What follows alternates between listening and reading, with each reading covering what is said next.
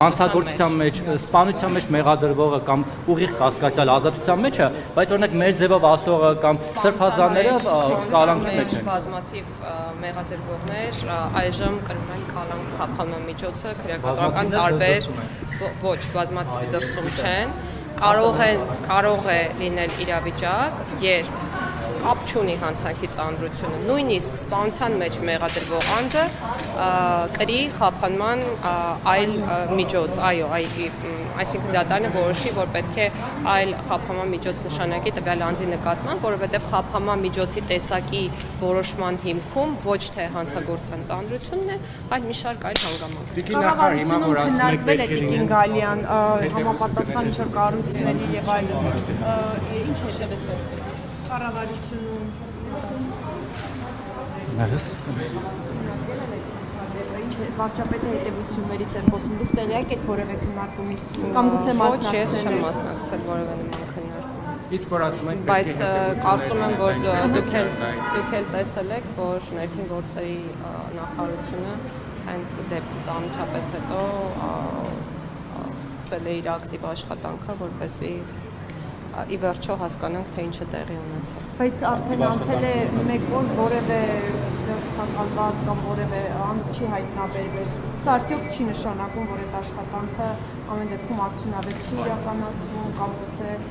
ոստիկանությունը, նախարարությունը իսկապես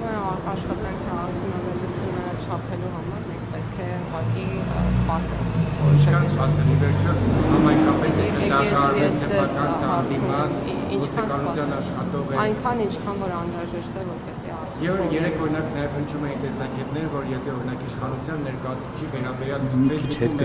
հանողին արագ հայտնաբերում են, Փաշինյանի ուղղությամբ խնձոր նետողին անմիջապես հայտնաբերում են, տանում են դատարան, կալանքի եւ այլն, բայց երբ որ ընդդիմադիր համայնքապետը Կներեք, ձեր հարցադրման տողատակը որն է, որ բավարար ջանք այս դեպքում կարող է եւ չգործադրվել։ դուք հասկացեք, պետք Ես այդպես հասկացա եւ ներողություն եմ խնդրում։ Ներողություն եմ խնդրում։ Ձեր ասածից ստացվում է այնպես, որ մեր պետությունում սպանության դեպքի արդիվ կարող է բավարար ջանք չգործադրվել, որպեսզի հայտնաբերվի։ Ոգի տեսնում ենք, որ մեր երկրում ձեռնարկվող օպերատիվ գործողությունների վերաբերյալ հանրային իրազեկում կարող է չիրականացվել, հաշվի առնելով այդ գործողությունների գաղտնի բնույթը։ Այլ բան, քան դա, ասել չեմ կարող եւ իրականության մեջ գոյություն ունենալ էլ չի կարող այլ բան։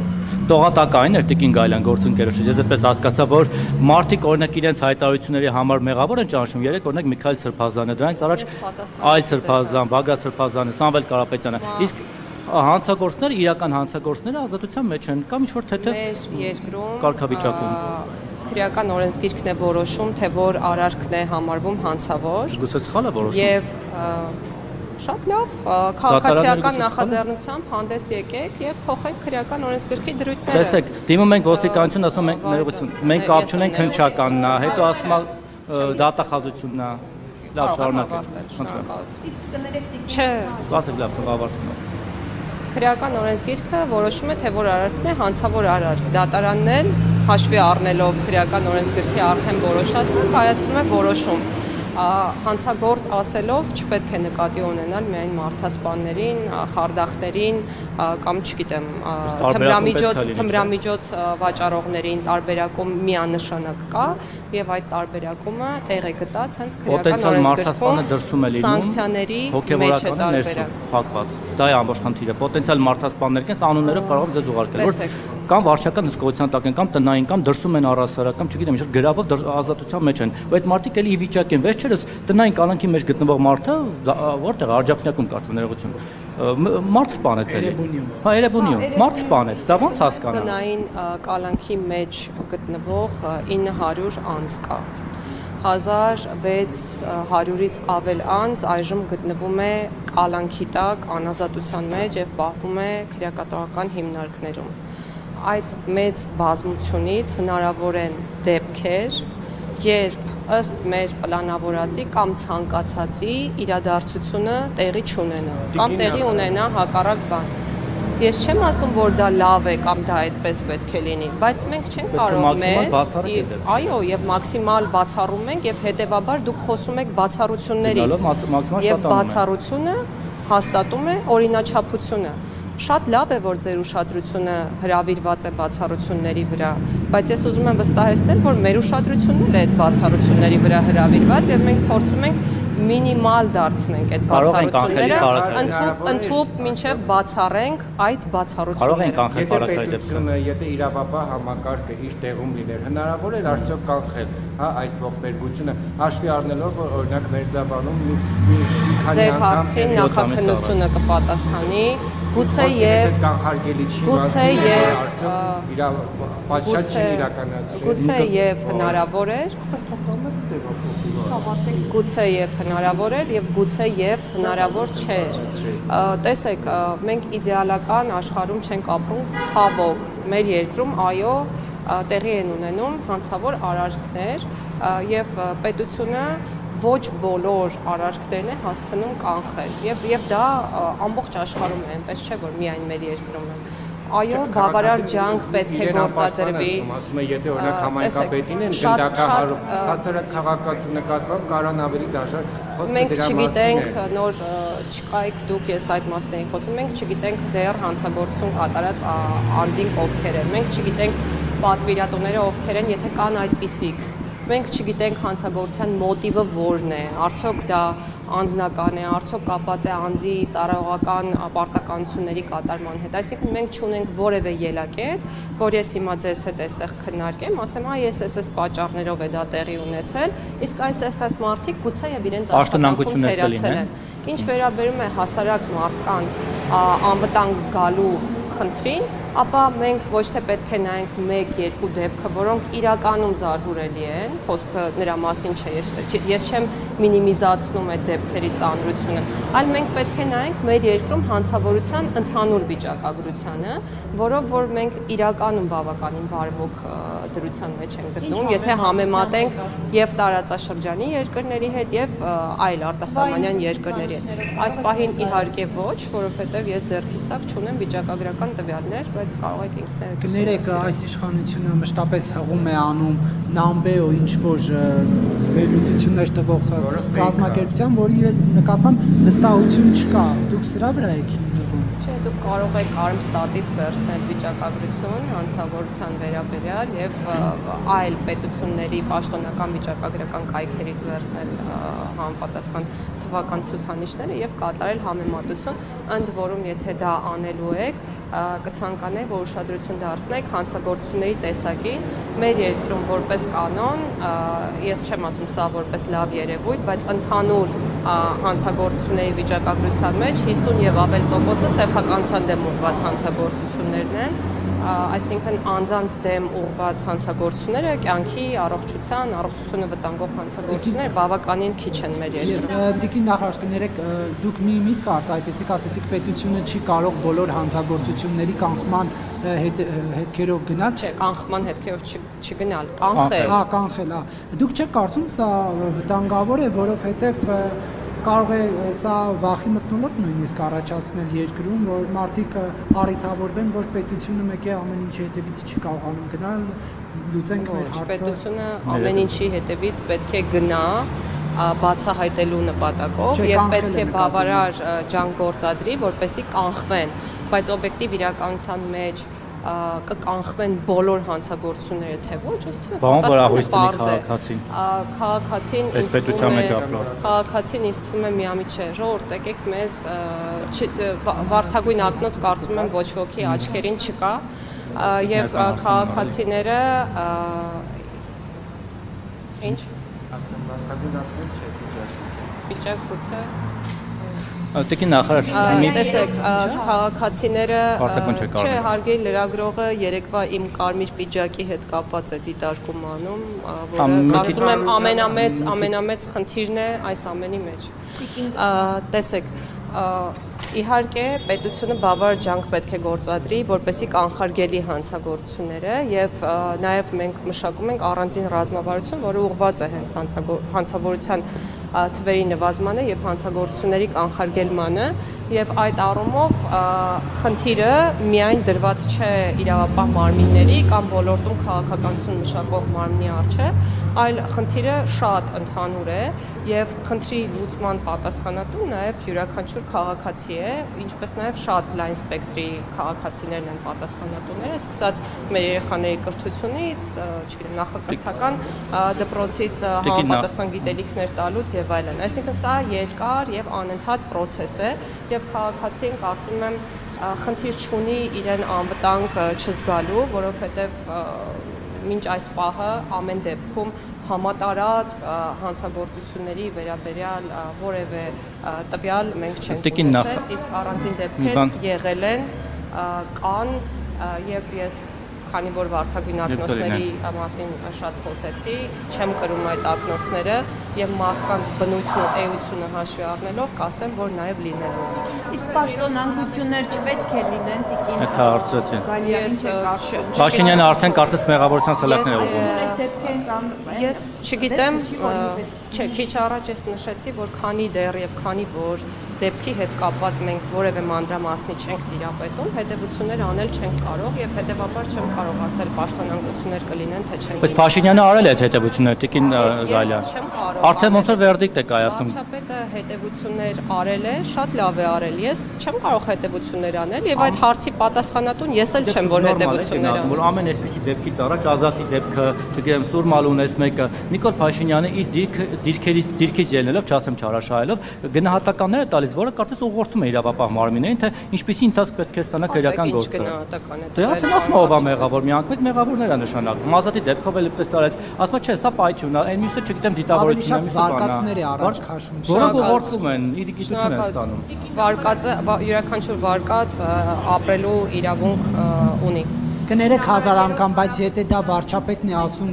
կներես վարչապետն է ասում դա։ Ես չեմ հիշում որևէ դեպք, որ առաջադրված վարկածները օբյեկտիվ իրականությունից շեղում ունենան։ Այսինքն, եթե մենք պայթյունի ձայնը լսել ենք, եղել է պայթյուն, ասել, որ եղել է պայթյուն, դա դառնում է վարկած։ Ազատի դեպքի հետ կապված վարչապետը մանրամասն ասում էր, որ վառարանն են փորձել վառել, բենզին են օգտագործել։ Իրեն տրված չի նախաքննական։ մի բան էլի հարցնեմ, մեր կառավարման համակարգը կարծում եմ դուք լավ պատկերացնում եք, թե ինչպիսինն է։ Ներքին գործերի նախարարությունը ում ենթակայությամբ է գործում։ Ինչի մաս է կազմում, այսպես ասեմ։ Ինչի մաս է կազմում, կառավարության, չէ։ Ներքին գործերի նախարարությունում քրեական ոստիկանությունը, որ կար կամ հիմա որոշ մասով գործառույթները պահ, մի րոպե, կամ նույն տեղեկությունները, որ կարող են համանման տեղեկություններ տրամադրվել օրինակ ազգային անվտանգության ծառայության կողմից, ում ենթակայությամբ է գործում։ Բայց ինչի՞ որ ձեզ հարցում ենք, ասեք նախաքննություն Պարզ չէ, որ որովհետև ո՞նց ենք ասում։ Մի րոպե, որովհետև օպերատիվ հետախուզական մարմինները իմ ենթակայության տակ չեն գործում։ Ես ոնց կարող եմ իմանալ տեղեկությունները։ Նախաքննությունը առաջի օրը ոնց է ինքը գնահատականներ տալիս։ Ոնց է ինքը վարկած առաջ քաշում։ Մենք հիմա քննարկում ենք վարչապետը ինչը ոնց է անում։ Ես առաջարկում եմ իրեն ամեն անգամ հարցնել, ինչը ոնց է անում։ Տիկին նախարար երրորդ հանրապետության էջը փակել եւ լավ, հետո կգործի։ Խաղեմ նախկիններին գնա։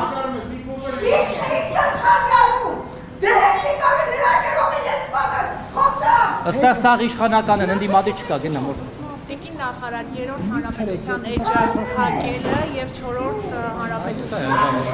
փակելը արդյոք սա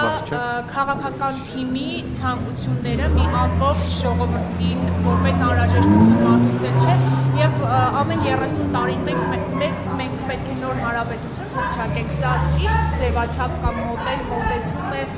մոտեցում է Հայաստանի հանրապետության։ Նախ ես ձեր հարցադրումը չընկալեցի այն առումով, թե ինչ է նշանակում ասել, պարտադրել քաղաքական թիմի ցանկությունները ժողովրդին կամ հասարակությանը։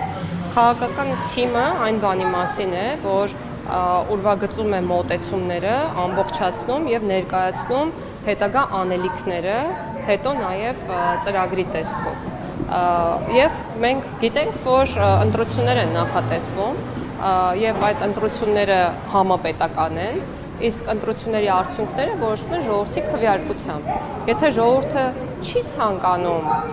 ունենալ այնպիսի իշխանություն, որի մոտեցումների հետ համաձայն չէ, չի ունենա այդպիսի Այսինքն չի ընտրի եւ ասել, որ քաղաքական թիմը պարտադրում է ժողովրդին ինչ-որ մի բան, ի բնե սխալ է։ Ես արդյոք դա քաղաքական թիմի ցանկություն է ժողովրդին որպես անհրաժեշտություն մատուցելու ձև չէ, ինչի ասեմ։ Քաղաքական թիմը կոնկրետ ասում է իրական Հայաստանի գաղափարախոսությունն է, հռչակել 4-րդ հանրապետություն է։ Այո, բայց մենք գնալու ենք ընտրությունների եւ հետեւաբար, եթե ժողովուրդը համաձայն չէ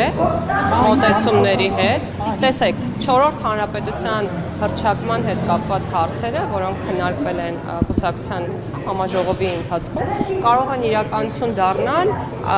միայն ժողովրդի կամքով։ Այլ տարբերակ հնարավոր չէ։ Հետևաբար ես այդ Տիկին Գալյան, նաև ժողովուրդը պետք է որոշի։ քաղաքացիական պայմանագրից ասում են, որ 4-րդ Հələ պայել եմ մի հատ գնամ բանում դրվելու են նոր սահմանադրությանը։ Այո, գուցեև։ Ուզեմ դուք բացատրեք ինչ է սա նշանակում Տիկին Գալյան։ Սա նշանակում է, որ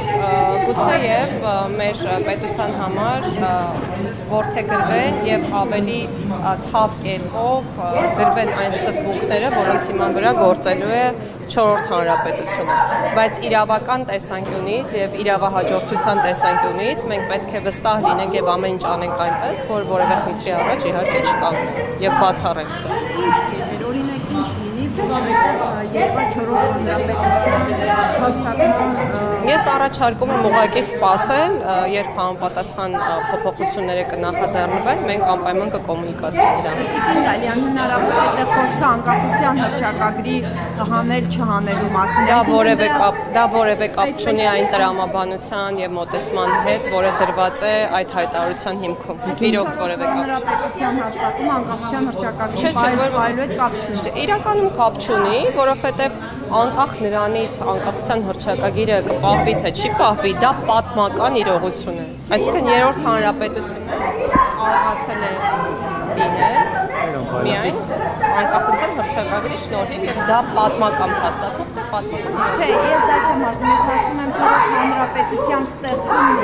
անկախության հռչակագրի պահելը, որևէ կերպ վարկադրության մեջ չէ։ Տիկին նախարար, բայց համանadrությամբ 4-րդ հանրապետության Մենք անկախության հռչակագիրը պատմության էջեր չի խախտի։ Իմ պատասխանը դա է։ Տիկին նախարար, Որոշումների ունեք համանadrության մեջ հղումը պահել։ ես դա եմ Դա դեռ չենք փնտրում։ Չէ, իսկ համանadrության հետ նոր համանadrության Իսկ ձեր ֆանատները այսի ճաղում կոտեն Տիկին Գալյան։ Նույնիսկ ասացի, որ դուք կնեղանաք Հանճարեց, ձեր ֆանատն ընդդիմադիրների բոլորն են թաղում, տեսա։ Չէ, ձեր կողմից է։ Նախկիներից է բողոքում։ բան չեմ բանանում, հասկանալ, որ ես եմ հասկանում։ Ուղղումը պահպանել չպահպանելը եւ 4-րդ հանրապետության հաստատման այդ հեռանկարի համանadrության որևէ պատճառական կապի արկայությունը չի քննարկվել եւ չի հաստատվում այս բանը։ Մեկնաբանությունը այդ մասով լավ Այսինքն եթե հղում անգամ որոշեք պահպանել, դա 4-րդ հանրապետության, որ ասում են վերջնակետը լինելու մեկը մյուսին հակասում է թե ոչ, կարծում եմ։ Տիկին նախարար, համաներում սպասվում է թե ոչ։ Քննարկում չի եղել այդ մասը։ Տիկին նախարար, մի հարցել, չգիտեմ, դրան տիկնայք շատ են աղմկում։ Դոր չան մի քիչ, հələ մի վարքան։ Կարող գնանք այն կողմ։ Լավ մի հատ հարց։ Արարատի դեմ ինչ ունեք, ուզում եմ հասկանալ, եթե մենք ունենք Արարատի մարզ, Արարատ քաղաք, Մասիս անունով քաղաք ու ունենք Արարատ Միրզոյան, ինչի եք Արարատի լեռան պատկերը հանում տնիկներից եւ տենց արշավ սկսել Արարատի դեմ։ Մեր սուտ լեռ։ Կարելի է այդ տեխնիկական փոփոխությունը մեկնաբանել Չէ, դա շատ բովանդակային է։ Տեխնիկական թող մճի տարերը հանեն, թվերը հանեն։ Բովանդակայինը նախկինում, եթե չեմ սխալվում, էլի են եղել տարիներ, որ Արարատ լեռը չի եղել։ Հետո ավելացվել է։ Քոչարյանի ժամանակ կեսից, Քոչարյանի իշխանության կեսից չի եղել, հետո ավելացվել։ Անձնագիրը բացում այդ կնիքը նայում եւ Արարատին այդպես ֆիքսում եւ Դե հիմա որ դուք չանեիք չէինք ֆիքսվի դրա վրա։ Դե բայց պարտադիրը նայենք ֆիքսում։ Չէ, մեր խորհրդանիշ համարվում է։ Ինձ համար պատմականորեն իհարկե այո բիբլիական Ինչ էմոցիաներ առաջացնում Արարատը ձեզ համար։ Ես աշխատանքի գալիս եմ Զեյթուն վարչական համայնքից եւ երբ եղանակը պարզ է լինում, իմ օրը միշտ շատ լավ է սկսվում։ Պատմական հայրենիքի անունով Զեյթուն վարչական շրջանից եք գալիս իդեպ։ Հայաստանում ամեն ինչ պատմական, Զեյթունը պատմական հայրենիքի անունով է, չէ՞, մեր մարզերից մեկն է եղել։ Լավ է թե բան։ չգիտեմ, լավա թե վատ։ Վերջը մենք ունենալու ենք հիշողություն, թե չենք ունենալու, ունենալու ենք։ Մեր ապրում ենք մեր հիշողությունը եւ պատմական անցյալը չմոռանալու գաղափարով եւ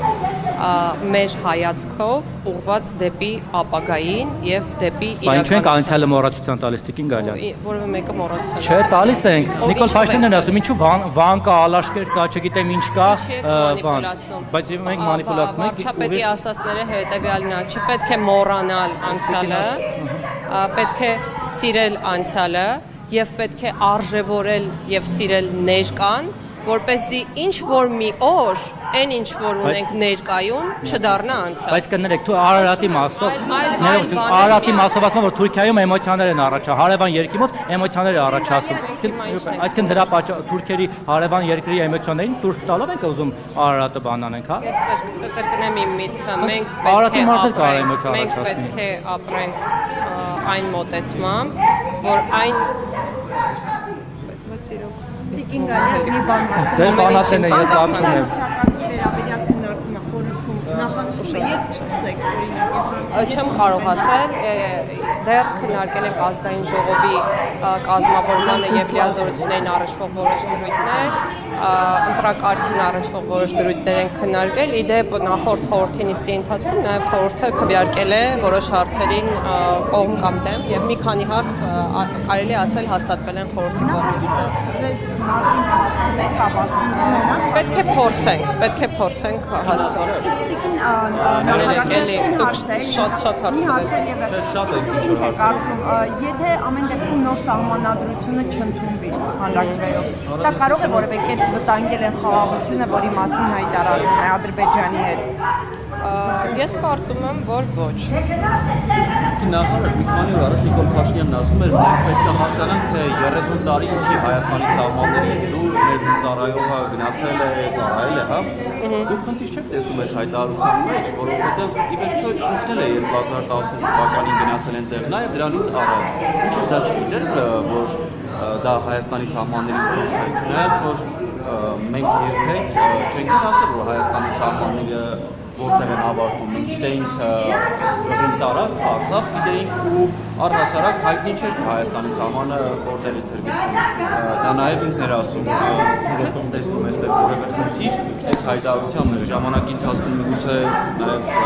դատական հայցեր լինեն Հայաստանի դեպս։ Եվ մեծ շուկով տղային վարկեցան։ Եկեք հիշենք, թե այդ մոտեցումը երբ որպես դիրքորոշում ներկայացվեց պարոն վարչապետի կողմից, այն ժամանակ, երբ մեղադրեցին այս իշխանությանը պատերազմ կամ սանձազերծելու կամ սկսելու մեջ եւ արձագանքը դրա մասին էր։ Այսինքն այդքան տարի ինչ է նույն ձեր ասածներ կրկնում մենք չգիտեինք դա